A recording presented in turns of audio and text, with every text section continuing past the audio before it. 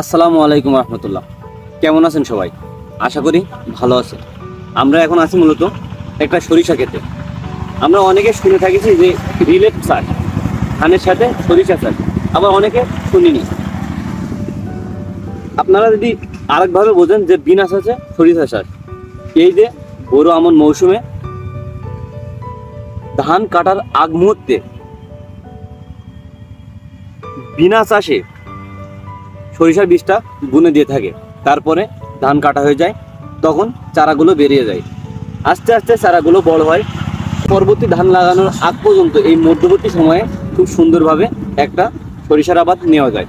অনেকে বলে থাকে বিনা চাষে সরিষা হয় না, কিন্তু আমরা যে ক্ষেতটাতে আছি এখানে দেখুন কি পরিমাণ আল্লাহ তাআলা গাছ দিছে এবং খুব সুন্দর ফুলাইছে।